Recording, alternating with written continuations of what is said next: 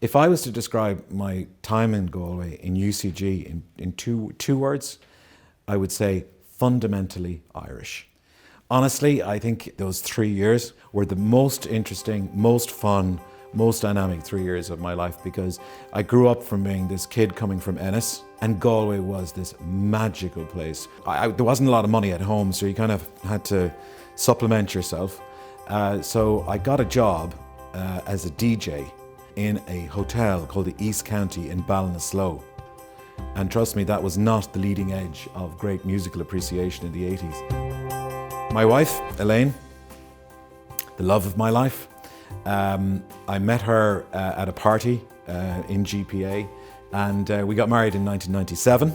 It's brilliant today because one is 20, one is 19, one is 18, and our youngest daughter is 15. So I live in a house where when I come home from the office, I am just not involved in making any decisions, and I have no influence, no power, and I sit back and I'm told what to do.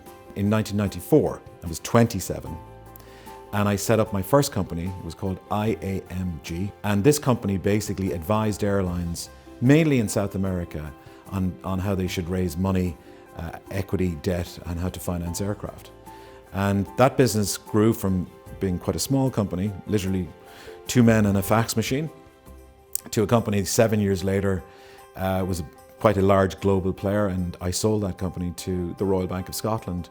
And I kind of frankly needed to reinvent, restart, recalibrate, and then that was the beginnings of Avolon. Avolon today is number 3 in the world. It's a large company, so it's a $30 billion company today, and it was zero less than 9 years ago. In 2014, we were and still remain the largest Irish company founded in the last 10 years to go public on the New York Stock Exchange.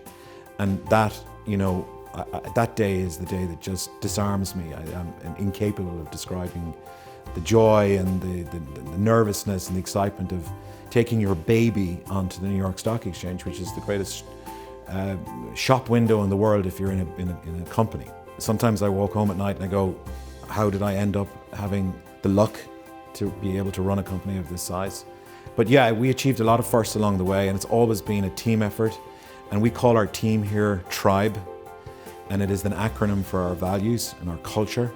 And so Tribe stands for transparency, respect, insightfulness, bravery, and ebullience. It's part also of our West of Ireland DNA, and that core ability that we have to communicate.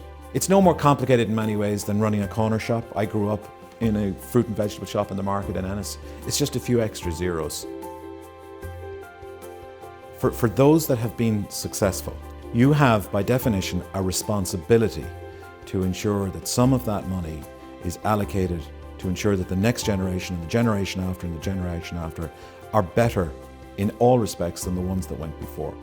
So to be recognized by your own university is phenomenally humbling, and genuinely thrilled that the university would think of me to be nominated for this award this year. So it's the most amazing thing.